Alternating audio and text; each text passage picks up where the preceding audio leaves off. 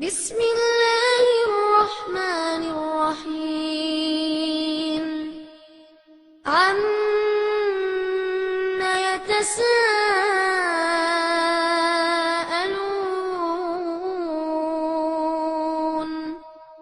عن النبأ العظيم الذي هم فيه مختلفون كلا سيعلمون ثم كلا سيعلمون ألم نجعل الأرض مهادا والجبال أوتادا وخلقناكم أزواجا وجعلنا نومكم سباتا وجعلنا الليل கண்ணியம் நிறைந்த எல்லாம் அல்ல ஏக இறைவனின் நல்லடியார்களே, தமிழகத்திலே ஏறத்தாழ 30 ஆண்டு காலமாக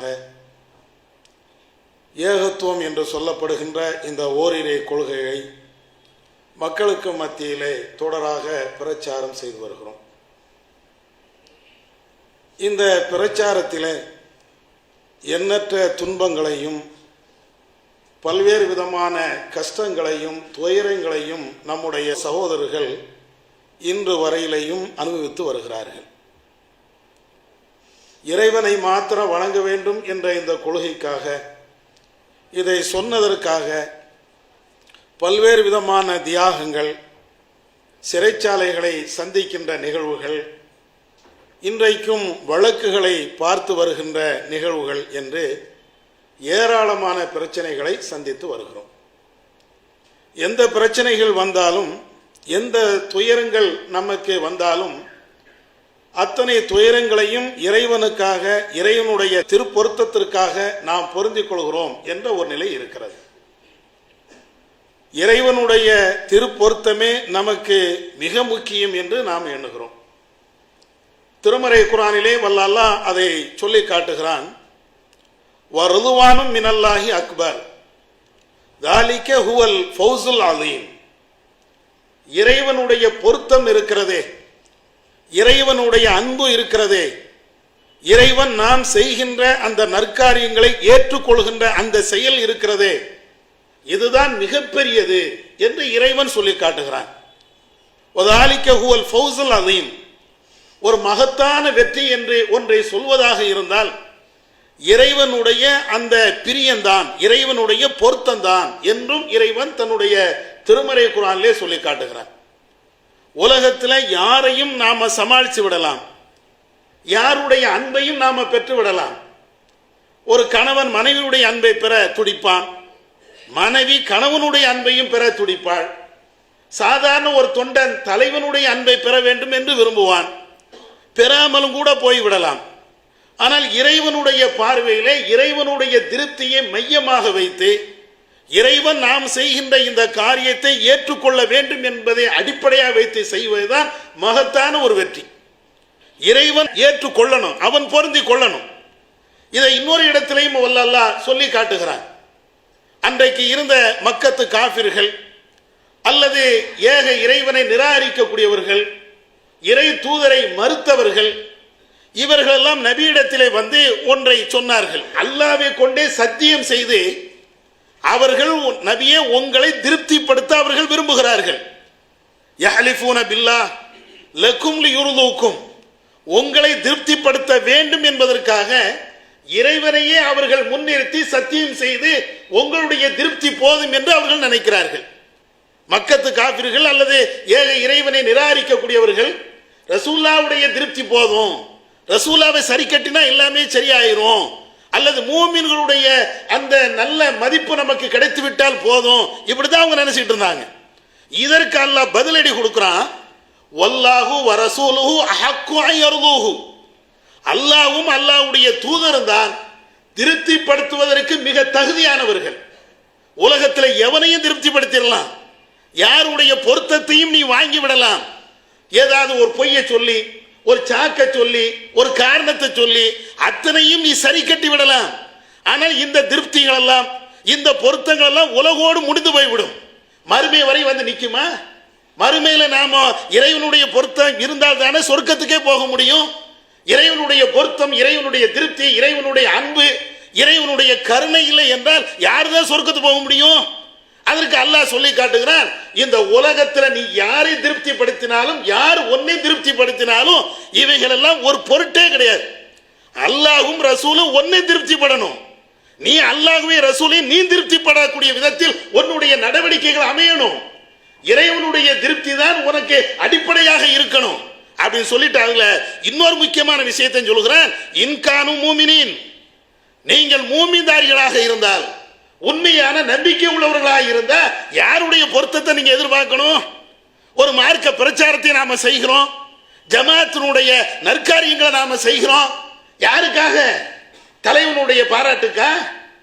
ஒரு ஜமாத்து எல்லாம் நம்மை பாராட்டுவார்கள், நம்மை மரியாதை செய்வார்கள், அதற்கா?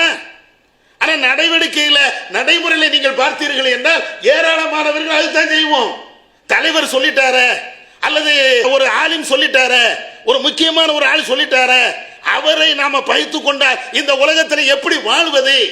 அவருடைய கட்டளை நாம புறக்கணித்தால் நமக்கு மரியாதை இல்லாம போயிருமே, இப்படின்னு நினைத்து எத்தனை பேர்கள் நற்காரியங்களை செய்யறோம். அல்லாஹ் சொல்றான், நீ மூமினாக இருந்தால், அது தாவா பணி செய்தாலும் வேற பொது பணியை நீங்க செய்தாலும் இறைவனுக்காண்டி நீ செய்தியா? இறைவனுடைய திருப்திக்காண்டி நீ செய்தியா? மனுஷனுடைய திருப்தியை நீ எதிர்பார்த்துட்டு இருக்கிறிய, இவனுடைய அன்பை நீ எதிர்பார்க்கிறிய, இவனுடைய பாசத்தை எதிர்பார்க்கிறிய, அவனுடைய நல்ல வார்த்தையை நீ எதிர்பார்க்கிறிய, நீ மூமினா? அல்லாஹ் அதைத்தான் கேட்கிறான். மூமினாக இருந்தால் வல்லாஹு வரசூலுஹு அஹ்வா யர்துஹு, ஒரு மூமினுடைய செயல்பாடுகள் எப்படி இருக்க வேண்டும் என்றால் அல்லாஹ் திருப்தி படணுமே, அல்லாஹ் இதை ஏற்றுக்கொள்ளணுமே, அல்லாஹ் இதை நிராகரிச்சு விடக்கூடாது, அல்லாஹ்விடத்தில் நான் நல்ல பேர் எடுக்கணுமே, இந்த சிந்தனை தான் ஒட்டுமொத்த மூமின்களுக்கு இருக்கணும். இதை அல்லாஹ் இந்த வசனத்துல இவ்வளவு தெளிவாக சொல்லி காட்டுகிறான். அப்ப இந்த அடிப்படையில் நம்முடைய செயல்பாடுகளும் இருக்கும்.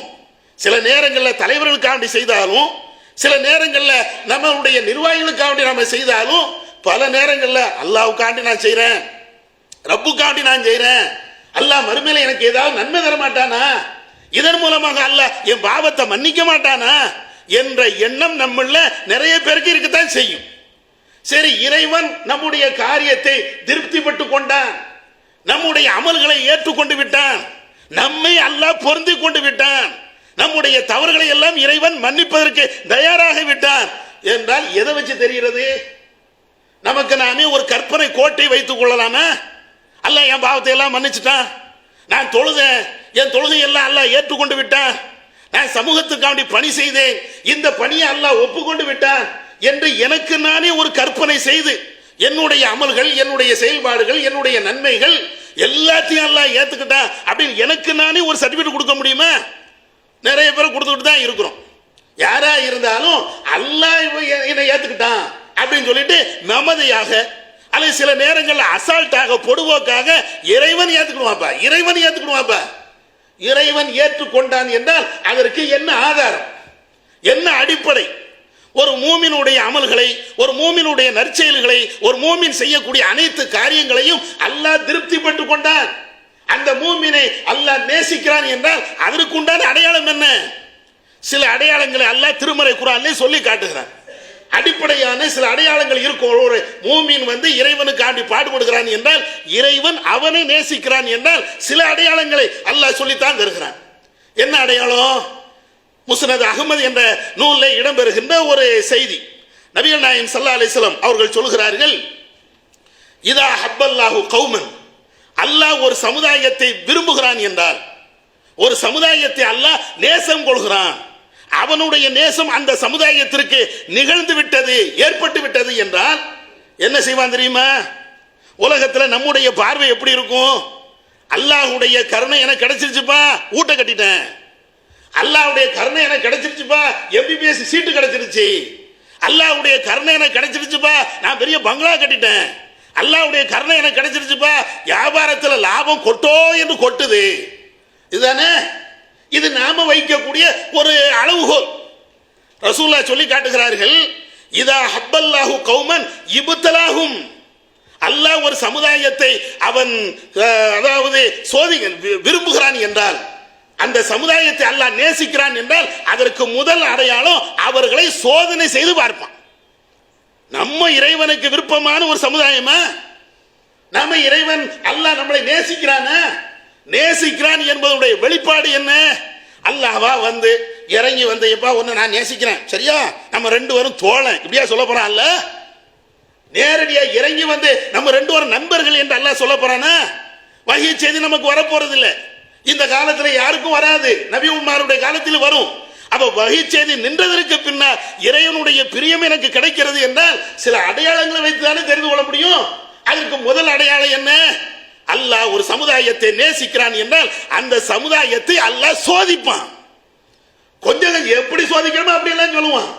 அல்லாஹ் திருமறை குர்ஆன்ல அப்படித்தானே சொல்றான், வல நபுலுவன்னக்கும் பிஷைஇம் மினல் ஹௌஃபி வல் ஜூஇ வ நக்ஸின் மினல் அம்வாலி வல் அன்ஃபுஸி வஸ்ஸமராத் வபஷ்ஷிரி சாபிரீன். உங்களை நாம வந்து பொருளாதாரத்தின் மூலமாக சோதிப்போம், உயிர் சேதத்தின் மூலமாக சோதிப்போம், பட்டினியின் மூலமாக சோதிப்போம், வேற ஏதாவது ஒரு விஷயத்தை கொண்டு உங்களை நாம சோதிப்போம். பொறுமையாளர்களா இருக்கிறீர்களா? பொறுமையாளர்களுக்கு நபியே நீங்க நற்செய்தி சொல்லுங்கள். அப்ப ஒரு நல்லடியார்கள் என்றால் அல்லாஹ் அந்த நல்லடியார்களை நேசிக்கிறான் என்றால் அவர்களுக்கு அல்லாஹ் சோதனையை தருவானா? சஹீஹ் புகாரிலே இடம்பெறுகின்ற இன்னொரு செய்தி, மையுரிதுல்லாஹு கைரன், அல்லாஹ் ஒரு மனிதனுக்கு நன்மையை நாடிவிட்டான் என்றால் யுஸிபு மின்ஹு, அவனுக்கு பல சிரமத்தை அல்லாஹ் வழங்குவான். நன்மையை நாடிட்டான்னு வைங்க, நன்மை எப்ப நாடுவான்? அல்ல நம்மளை நேசிச்சா தானே நம்மளுக்கு சொர்க்கம் தரணும்னு அல்லாஹ் எப்ப முடிவெடுப்பான்? நம்ம நரகத்துக்கு போக கூடாதுன்னு அல்லாஹ் எப்ப முடிவெடுப்பான்? இவன் நல்லடியான், இவன் இபாதத்து செய்யறான், நம்மை மட்டும் வணங்குகிறான், எந்த இணை வைப்பும் செய்யல, எந்த பாவத்தையும் செய்ய மாட்டேங்கிறான், அல்லாஹ் அல்லான்னு கிடக்கிறான், நம்ம நாடியே கிடக்கிறான், அவனை நம்ம நேசிப்போம், அவனை நம்ம சொர்க்கத்துக்கு கொண்டு போவோம், இப்படின்னு இறைவன் முடிவெடுத்து விட்டான் என்றால் முதல்ல சோதனையை தான் தருவானா. நம்ம எப்படி வழங்குறோம்? சோதனையா? தௌஹீத் ஜமாத்து போனண்டா, இருந்த பொழப்பும் மண்ணா போச்சு. நம்ம எடுக்கக்கூடிய முடிவு எப்படி? நேத்து வரையும் நல்ல சம்பாதிச்சான், நேத்து வரையும் நல்ல தொழில் புரிந்தான், நேத்து வரையும் நல்ல படிச்சான், நேத்து வரையும் நல்ல நிலையில இருந்தான், போனான்ல அந்த ஜமாத்தை நாடி போனான்ல, எல்லாம் மண்ணா போச்சா? சில பேர் தௌஹீத் ஜமாத்துல சேர்ந்தாலே உனக்கு தரித்திரம் உண்டுண்டா. இந்த மூசா நபியுடைய காலத்துல சொன்னானுங்களா இல்லையா? மூசா நபியுடைய காலகட்டத்தில் மூசா நபி இந்த ஏகத்துவத்தை பிரச்சாரத்தை செய்யும் போது அப்படியே சொன்னான், மூசாவே நீ தாண்டா பீடு அப்படின்னா மூசா நபி. அதே மாதிரி இன்னைக்கும் சில பேரு தௌஹீத் ஜமாத்தை சேர்ந்துட்டீங்களப்பா, உனக்கு இப்படி எல்லாம் வரத்தான் செய்யும்.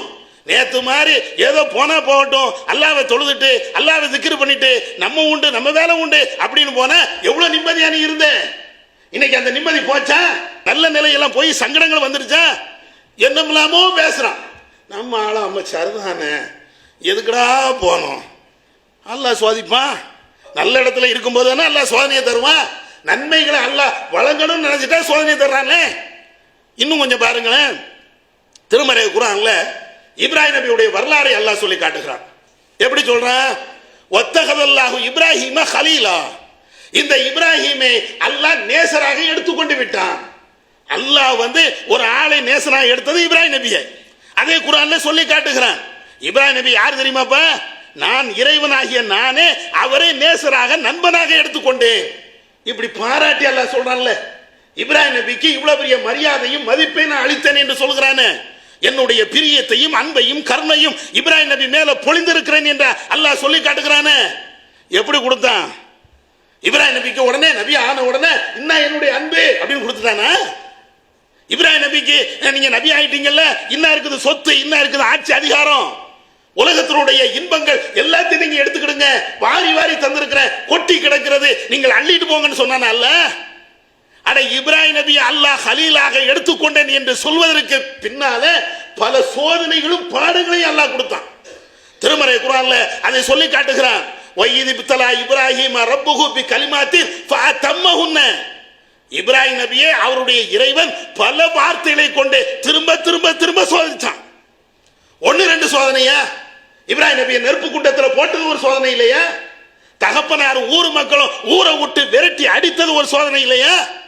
தன்னுடைய மனைவியும் பிள்ளைகளையும் வனாந்தரத்துல அந்த மக்கா என்ற அந்த இடத்துல விவசாய பூமியே இல்லாத, சாப்பாட்டுக்கு வழி இல்லாத, குடிநீருக்கு வழி இல்லாத அந்த இடத்துல தன்னந்தனியாக மனைவியையும் குழந்தையை விட்டுட்டு போனது ஒரு மிகப்பெரிய சோதனை இல்லையா? ஒன்னு ரெண்டு அந்த மனுஷன் பட்டாரு, அவ்வளவு சோதனை. இறைவன் எந்த சோதனை வைத்தாலும் அத்தனை சோதனைகளையும் ஜெயிச்சு காட்டினவர் இப்ராஹிம் நபி. அதனாலதான் அல்லாஹ் சொல்றான், வத்தகதல்லாஹு இப்ராஹிம கலீலா, இப்ராஹிமை என்னுடைய நேசனாக நான் எடுத்துக்கொண்டேன், எனக்கு நண்பனாக எடுத்துக்கிட்டேன்.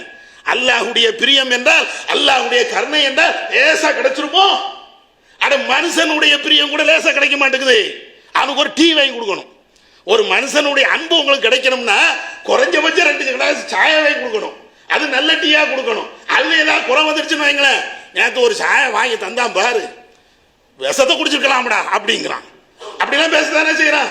அப்ப டீ கொடுத்தா கூட ஒழுங்கான பிரியம் கிடைக்க மாட்டேங்குது. பிரியாணி கொடுக்கணும், சாப்பாடு கொடுக்கணும், திரும்ப திரும்ப ஐஸ் வைக்கணும், அவரை வீட்டுக்கு கூட்டு போகணும், நல்ல உபசரிக்கணும், எல்லாம் செஞ்சாதான் பரவாயில்ல நம்ம கூட ரொம்ப நெருங்கிட்டான் அப்படிங்கிறான். அட மனுஷனுடைய அன்பை பெறுவதற்கு நீ இவ்வளவு தியாகம் பண்றமே, இறைவனுடைய அன்பை பெறுவது என்ன சாதாரணமா? அப்ப இறைவன் சோதிக்கத்தானே செய்வான். அவனுடைய நேசராக, அவனுடைய பிரியத்துக்குரியவராக எடுப்பதாக இருந்தால் எத்தனை சோதனை வேண்டுமோ அத்தனை சோதனையை அல்லாஹ் வழங்குவான். இப்ராஹிம் நபி அத்தனை சோதனையும் கொடுத்துதான் அல்லாஹ் அந்த உயர்ந்த நிலைக்கு கொண்டு போனான். அதே மாதிரி சுலைமான் நபியை நீங்க எடுத்து பாருங்க. சோதனை என்பது சில கஷ்டத்தை கொடுத்து சோதனை கொடுப்பான், சில நன்மையை கொடுத்து சோதிப்பான். சுலைமான் நபி அல்லாஹ் எப்படி சோதிச்சான்? ஏராளமான நன்மைகள், நல்ல விஷயங்களை கொடுத்து சுலைமான் நபியை சோதிக்கும். அவங்களுடைய வரலாறு எல்லாம் நாம படிக்கிறோம். சுலைமான் நபிக்கு பக்கத்து நாட்டில் ஒரு அரசி இருந்தா, சூரியனை வணங்கக்கூடிய ஒரு கொள்கையை சார்ந்தவங்க, வேற வேற கடவுளை, அதாவது மனிதனால் படைக்கப்பட்ட கடவுளை கடவுளாக அவங்க சித்தரிச்சுட்டு இருந்தாங்க. அப்ப சுலைமான் நபி வந்து தாவாலாம் பண்றாங்க, கடைசி ஒண்ணுமே கேட்கல. இவங்ககிட்ட இருக்கக்கூடிய ஜின்னு போய் அந்த பெண்ணுடைய சிம்மாசனத்தை கொண்டு வான்னு அவங்க உத்தரவு போடுறாங்க. ஜின்னு கொண்டு வந்துருச்சு. அந்த கண் சிமிட்டும் நேரத்தில் அந்த ஜின்னு கொண்டு வந்த உடனே சுலைமான் நபி சொன்ன என்ன தெரியுமா? என்ன வார்த்தைகளை சொல்றா தெரியுமா? கால ஹாதா மின் ஃபதுலி ரப்பி. இந்த ஜின்னு நான் சொன்ன உடனே கேட்டுடுச்சுன்னா அது என்னுடைய கருணை இல்லப்பா, என்னுடைய அதிகாரத்துக்கு உட்பட்டது அல்ல, என்னுடைய ஆற்றல், என்னுடைய வல்லமை, என்னுடைய சக்தியினால நடந்து நீங்க நினைக்கிறீங்களா? இது ரப்புல் ஆலமீன் கொடுத்தது, என்னுடைய இறைவன் கொடுத்த ஒரு அருட்கொடை அப்படின்னு சொல்லிட்டு சுலைமான் நபி சொல்லி காட்டுதாங்க. ஏன் இந்த அருளை, இந்த வளத்தை இறைவன் எனக்கு தந்தான் தெரியுமா? நான் நன்றி செலுத்துகிறேனா, நன்றி மறக்கிறேனா? அல்லாஹ் என்ன சோதிக்கிறான். ஜின்ன கொடுத்து, இவ்வளவு பெரிய வசதியை கொடுத்து, இவ்வளவு பெரிய ஆற்றலை கொடுத்து, நான் சொன்ன உடனே எங்கே இருக்கக்கூடிய அந்த சிம்மாசனத்தை தூக்கி வரக்கூடிய அளவிற்கு ஜின்களுக்கு பலத்தை கொடுத்து, அது எனக்கு கட்டுப்படக்கூடிய அளவிற்கு ஒரு வசதியை கொடுத்தானே. எதுக்கு? பெருமை அடிக்கிறதுக்கா? எனக்கு இவ்வளவு பெரிய ஆற்றல் இருக்குன்னு சொல்றதுக்கா? இறைவனுக்கு கட்டுப்பட்டு நடக்கிறானா இல்லையா அப்படின்னு இறைவன் எனக்கு சோதிக்கிறான். இவ்வளவு வசதியும் இறைவன் தந்தது எதுக்குன்னா இறைவன் என்னை சோதிக்கிறதுக்கு தான். இப்ராஹிம் நபிக்கு பல சங்கடங்களை கொடுத்து அல்லாஹ் சோதிச்சான். சுலைமான் நபிக்கு பல அருள் வளங்களை கொடுத்து அல்லாஹ் சோதிக்கும். அல்லாஹ்வுடைய சோதனை எப்படினாலும் வரும். இன்னொரு இடத்துல அல்லாஹ் காபிர்களை பற்றி சொல்லும் போது ஃபலம்மா நசூ மா துக்கிரு, நம்முடைய உபதேசங்களை அவர்கள் மறந்துவிட்ட பொழுது ஃபதஹனா அலைஹிம் அப்வாப ஸமா, வானங்கள் மற்றும் பூமியினுடைய எல்லா வளங்களையும் அவர்களுக்காண்டி திறந்து விட்டோம் அப்படிங்கிறான். காபிர்களை பற்றி அல்லாஹ் சொல்றான். அல்லாஹ்வை மறுத்துட்டாங்க, அல்லாஹ்வுடைய அருளை எதிர்த்தாங்க, ரப்புல் ஆலமீனை வணங்க மறுத்தாங்க. அதனால அல்லாஹ் என்ன செஞ்சான்? கஷ்டத்தை கொடுத்தான். தண்ணி இல்லாம ஒரு காட்டுல தள்ளுனா, மழை இல்லாம ஆக்குனா, பஞ்சத்தை கொடுத்தான் அப்படின்னு அல்லாஹ் சொல்லல. எல்லா விதமான வளத்தையும் கொடுத்தாங்க. எதுக்கு? எல்லாத்தையும் அனுபவிச்சுட்டு போ, மறுமணம் ஒண்ணு இருக்குல்ல, அங்க நான் பிடிச்சுக்கிடுவேன். அப்ப இத மாதிரி பல வகையான சோதனைகளை இறைவன் தருவான். அல்லாஹ் ஒரு மனுஷனை விரும்புகிறான் என்றால், அவனுடைய பிரியம் ஒரு மனுஷனுக்கு கிடைக்கிறது என்றால் சோதனைகள் ஒன்னன் பின் ஒன்னாக இப்படி அல்லாஹ் சோதிப்பான். இது ஒரு அடையாளம். அதே மாதிரி இன்னொரு அடையாளம் இருக்கிறது. இறைவன் நம்மளை பொருந்திக் கொள்கிறான், இறைவனுடைய பிரியம் நமக்கு கிடைக்கிறது என்றால் அதற்கு இன்னொரு சில அடையாளங்களை இஸ்லாம் நமக்கு சொல்லித்தருது. அது என்ன? எந்த அளவுக்கு இந்த ஏகத்துவத்தில் இருக்கிறோமோ, அல்லாஹ்வுடைய பாதையில, அல்லாஹ்வுடைய இந்த கொள்கையில இருக்கிறோமோ, இந்த கொள்கை அதிகரிச்சுக்கிட்டே இருக்குமா, கொள்கை கூடிக்கிட்டே இருக்குமா. இது வரலாற்று பின்னணியோடு ஒரு செய்தியை, ஒரு சம்பவத்தை இறைவன் நமக்கு சொல்லி காட்டுகிறான். சூரத்துல் கஹ்ஃப் என்று சொல்லப்படுகின்ற 18வது அத்தியாயத்தில் குகைவாசியுடைய வரலாறுகளை, அந்த இளைஞருடைய வரலாறுகளை இறைவன் சொல்லிக்கிட்டே வரும்போது, நபியே இவங்களுடைய வரலாறு நம்ம சொல்றோம், நஹனு நகுஸ்ஸு அலைக நபாஹும் பில் ஹக், இவர்களுடைய வரலாறை உண்மையான இந்த சம்பவத்தை உங்களுக்கு நாம சொல்லி காட்டுகிறோம். இன்னஹும் ஃபித்யத்துன், அவர்கள் சில இளைஞர்கள் தான், ஆமனு பிரப்பிஹிம், தங்களுடைய இறைவனை மாத்திரம் நம்பிக்கை கொண்ட ஒரு மூமினான இளைஞர்கள். அவங்க அந்த கொள்கையில உறுதியாக திடமாக உண்மையாளராக இருந்ததுனால வஸித்னாஹும் ஹுதா, அவர்களுக்கு நேர் வழியை இன்னும் கூடுதலா ஆக்கிட்டே இருந்தோம்.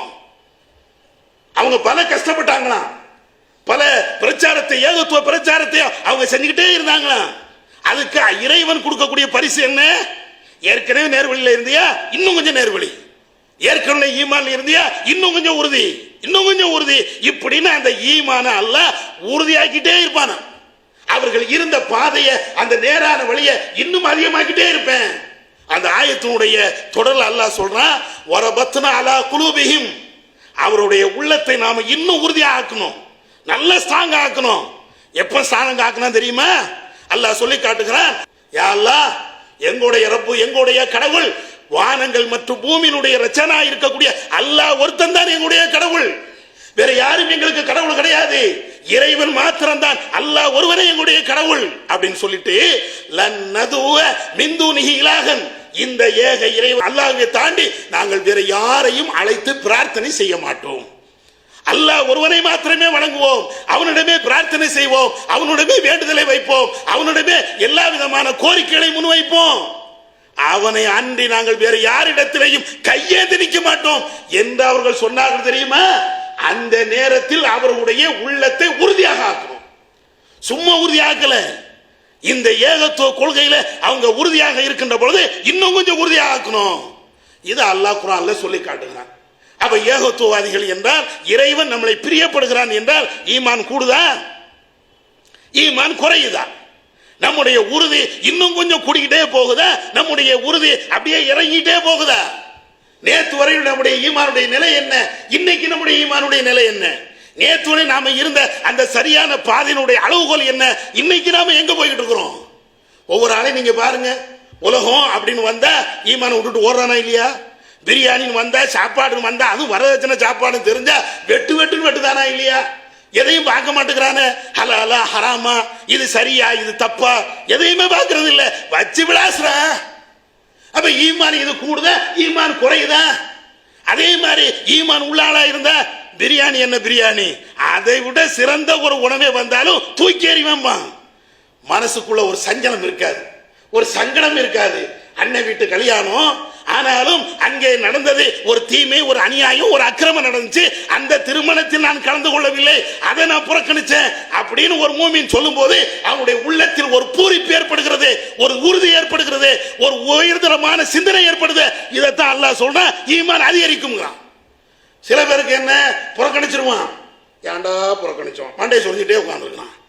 ஐயோ அண்ணனுடைய பாசம் போயிடுச்சடா, குடும்பத்தினுடைய நேசம் போயிடுச்சடா, நாளைக்கு அவன் மூஞ்சில எப்படா முழிக்கிறது? அட, அவன் மூஞ்சில முழிக்கிறதுக்கு நீ யோசனை பண்ணினா மறுமையில அல்லாஹ்வுடைய மூஞ்சில எப்படி முழிப்ப? எதிர்பார்த்தமா? இந்த கேள்வி வந்துச்சா? எல்லா தீமையும் ஆதரிக்கிறோமே, தௌஹீதுன்னு சொல்லிட்டு நானும் குர்ஆனை பின்பற்றுகிறேன் என்று சொல்லிட்டு, நானும் ஏகத்துவ கொள்கை என்று சொல்லிட்டு இந்த தீமைகளை நாம செய்கிறோம் என்றால் அப்ப ஈமான் எங்க போகும்? ஈமான் கூடுதா குறையுதா? ஈமான் கூடணும்னு அல்லாஹ் சொல்றான். இறைவனுடைய பிரியம் நமக்கு கிடைக்கிறது என்றால், அல்லாஹ் நம்மை நேசிக்கிறான் என்றால், பொருந்திக் கொள்கிறான் என்றால், அல்லாஹ்வுடைய அந்த நேசத்தின் காரணத்தினால் ஈமான் கூடணும். நேற்று வரையும் இத்தனை தீமைகளை நான் புறக்கணித்தேன், இன்னைக்கு இன்னொரு தீமையை புறக்கணிக்கிறேன், நாளைக்கு இதை விட இன்னொரு தீமையை புறக்கணிக்கிறேன், அதை இப்படின்னு வரணுமா? கூடிக்கிட்டே போகணும். நன்மைகளை கூடுதலா செய்யணும், தீமைகளை புறக்கணிச்சுட்டே போகணும். இப்படி இருக்கா? இப்படி இருந்தால் இதுவும் அல்லாஹ் நம்மை பொருந்திக் கொள்கிறான் என்பதற்கு இன்னொரு அடையாளம். இன்னொரு அடையாளம் என்ன? நபிகள் நாயகம் ஸல்லல்லாஹு அலைஹி வஸல்லம் அவர்கள் சொல்லி காட்டுகிறார்கள், ஒரு அடியான் என்னை நேசிக்கிறான், அவனை நான் நேசிக்கிறேன் என்றால், அவன் சில கடமையான காரியத்தின் மூலமாக ஃபர்லான நன்மைகளை அவன் செய்து என்னோடு அவன் நெருங்குகிறான். ரசூலுல்லாஹ், அல்லாஹ் சொன்னதாக ரசூலுல்லாஹ் சொல்றாங்க. அல்லாஹ் ஒரு அடியானை நேசிக்கிறான் என்றால் அந்த அடியான் கடமையான காரியத்தை செய்கிறான், கடமையான காரியத்தை செய்வதன் மூலமாக அவன் இறைவனை நெருங்குகிறான். அதே போன்று நஃபிலான காரியங்கள் இருக்குது, அந்த நஃபிலான காரியத்தையும் செய்து இறைவனோடு அவன் நெருங்குகிறான். அப்படி நெருங்கினா அல்லாஹ்வோடு அவன் இறைவனுடைய பிரியத்தை அடைவதற்காக வேண்டி அவன் செல்கிறான் என்றால் அல்லாஹ் சொல்லி காட்டுகிறான், குந்து சமூஹுல்லதி யஸ்மஉ பிஹி, அவன் பார்க்கக்கூடிய பார்வையாக நான் ஆகிவிடுகிறேன். ஒரு மனுஷன் அல்லாஹ்வுடைய நேசத்துக்கு உரியவனாக, அல்லாஹ்வுடைய அன்புக்கு உரியவனாக ஆகிவிட்டான் என்றால் அல்லாஹ் சொல்லி காட்டுகிறான், அவன் எப்படி பார்க்கிறானோ அவனுடைய பார்வையை போன்று நான் ஆகிவிடுகிறேன், அவனுடைய செவியை போன்று நான் ஆகிவிடுகிறேன், அவனுடைய கையை போன்று நான் ஆகிவிடுகிறேன். அப்படின்னா என்ன அர்த்தம்? அல்லாஹ் நம்ம கையில வந்து உட்கார்றான்னு அர்த்தம் இல்லை, அல்லாஹ் நம்ம கண்ணுல வந்து உட்கார்றான்னு அர்த்தம் இல்லை, அல்லாஹ் நம்முடைய காலாவே மாறி இது அல்லாஹ்வுடைய காலு அப்படின்னு அர்த்தம் இல்லை. என்ன அர்த்தம்? இறைவன் தீயதை செய்ய மாட்டான், அப்படித்தானே? இப்ப இறைவனுடைய பார்வையாக நம்முடைய கண்ணு இருக்குதுன்னா நம்முடைய கண்ணு வந்து தீயதை செய்யாது, நம்முடைய கை வந்து தீய காரியத்துக்கு போகாது, நம்முடைய காலு தீய காரியத்தை செய்வதற்காக இந்த காலு நடக்காது. இறைவனுடைய உதவி நாம தீய செய்வதை விட்டும் அல்லாஹ்வுடைய உதவி நம்மளுக்கு வந்துகிட்டே இருக்கும். தீயதை செய்ய நினைச்சாலும் அல்லாஹ் செய்ய விட மாட்டான். எப்போ நாம இறைவனுடைய பிரியத்தை அடைந்தால், இறைவனுடைய பிரியத்தை நாம அடையும் போது இறைவன் நம்மளை தடுத்துக்கிட்டே இருப்பான். போகாதடா, எதுக்குடா சினிமா பார்த்த, எதுக்குடா இந்த வன்முறைக்கு நீ போன அப்படின்னு ஒவ்வொரு விஷயத்தை சொல்லி அல்லாஹ் தடுப்பான். அதானே? அப்ப இறைவனுடைய பிரியம் நமக்கு கிடைக்கிறது என்றால் அதற்கு சில அடையாளங்கள், இந்த அடையாளங்கள் நம்மள்ட்ட இருக்குதான்னு பாருங்க. இது நம்மளா விட்டு அடிச்சது இல்லை, இறைவன் சொல்லி தருகின்ற ஒரு நீதி, அல்லாஹ் சொல்லி தருகின்ற செய்தி. அப்ப அந்த அடிப்படையில் இறைவனுடைய திருப்திக்காக வேண்டி நாம செயல்பட்டோம் என்றால், இறைவனுடைய திருப்தியை அடைய வேண்டும் என்பதா நம்முடைய நோக்கம் என்றால், இது போன்ற சில காரியங்கள் நம்முடைய வாழ்க்கையிலையும் பார்க்கலாம். வல்லல்லாஹ் நம்ம கேட்ட அடிப்படையில் செயல்பட அவன் அருள் செய்வனாக. வாஹிர் தஅவானா அல்ஹம்துலில்லாஹி ரப்பில் ஆலமீன்.